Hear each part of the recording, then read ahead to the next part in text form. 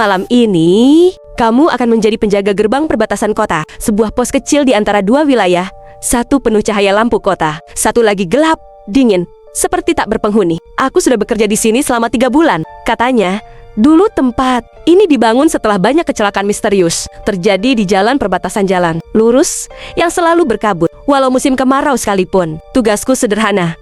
Catat setiap kendaraan yang lewat, buka gerbang bila ada yang melintas, dan pastikan tak ada yang masuk tanpa izin. Sederhana. Sebelum malam pertamaku tiba, karena di sini malam bukan cuma sekadar gelap, ia punya tata caranya sendiri. Suara jam tua berdetak pelan. Radio tua di meja memutar lagu lawas samar. Di luar, suara serangga dan angin. Pos penjagaan ini kecil, hanya meja, kursi besi, senter, dan sebuah buku catatan tua dengan halaman menguning. Di dinding, tergantung 3 benda aneh. Sebuah peluit logam, cermin bundar kecil, dan kunci tua tanpa gembok. Ketiganya ada aturan yang harus kuingat, kata penjaga lama yang kini sudah pensiun. Kalau kau lupa satu saja, kau tak akan bertemu pagi. Aku pikir dia hanya bercanda. Sampai malam itu 3 keanehan itu mulai muncul satu persatu. Suara mesin mobil mendekat, lampu sorot menerpa kaca pos, tapi tanpa suara manusia. Sekitar pukul 11 malam, aku mendengar suara mesin mobil mendekat. Lampunya menyilaukan mata, tapi anehnya tak ada bayangan orang di balik kemudi. Mobil itu berhenti tepat di depan gerbang. Mesin tetap menyala, dan diam. Aku tunggu beberapa menit. Tak ada yang keluar. Saat ku dekati, kaca depannya begitu gelap, seperti memantulkan langit malam. Tapi di permukaannya samar-samar, kulihat bayanganku sendiri. Bukan bayangan biasa. Bayangan itu tersenyum.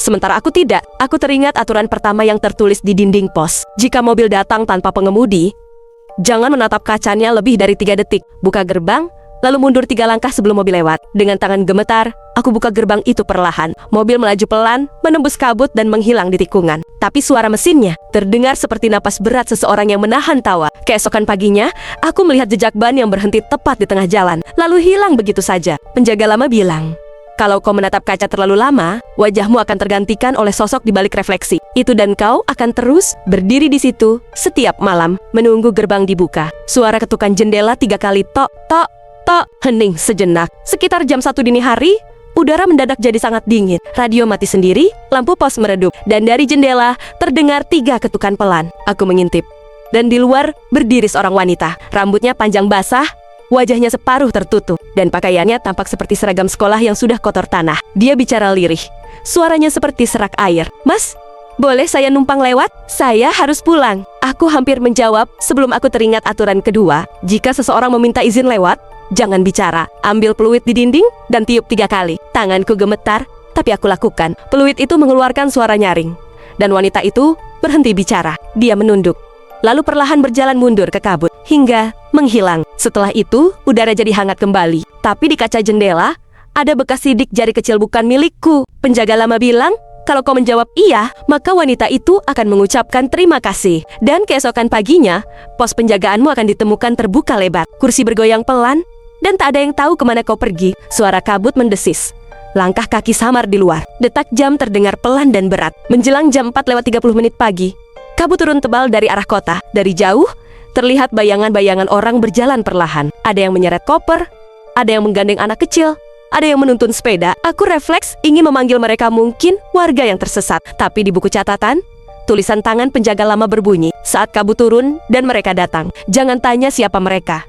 Jangan hentikan langkah mereka, dan jangan buka buku catatan. Aku tetap diam. Mereka terus berjalan melewati gerbang tanpa menoleh sedikit pun. Tapi satu dari mereka berhenti. Bayangannya tinggi, kurus, dan kepalanya miring seperti menatap dari kejauhan. Dia tidak punya wajah, hanya rongga hitam di tempat seharusnya mata. Aku menutup mataku, menggenggam kunci tua yang tergantung di dinding benda terakhir, yang katanya melindungi dari yang tak punya arah. Setelah beberapa menit, suara langkah mereka lenyap. Saat aku buka mata, kabut sudah terangkat, tapi tanah di depan gerbang meninggalkan jejak kaki kecil-kecil, seperti milik anak-anak. Penjaga lama bilang, itu bukan orang, itu penunggu batas.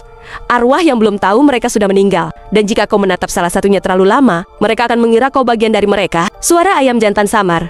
Langit mulai berubah abu-abu. Musik ambien menurun pelan. Saat fajar datang, semuanya terasa seperti mimpi. Kabut menipis, udara hangat, burung mulai terdengar. Tapi di kaca pos, kadang aku masih melihat bayangan mobil berhenti, atau siluet wanita berdiri diam, memandangi gerbang yang sama. Sekarang aku mengerti Kenapa tidak ada yang betah bekerja di sini lama-lama? Bukan karena sepi, tapi karena tempat ini menunggu pengganti. Setiap penjaga hanya bisa bertahan kalau dia mematuhi semua aturan. Sekali saja lupa, maka gerbang ini akan punya penjaga baru. Dan yang lama akan berdiri di sisi lain, mengawasi dari balik kabut. Jadi, malam ini, kalau kau benar-benar ingin jadi penjaga perbatasan kota, ingat satu hal. Ingat satu hal, jangan buka pintu kalau ada yang mengetuk. Mungkin itu bukan aku yang datang, tapi seseorang yang memakai suaraku. Apakah kalian siap bekerja di sini? Jangan lupa like, share ke temanmu, dan subscribe agar tidak ketinggalan konten misteri lainnya. See you next time.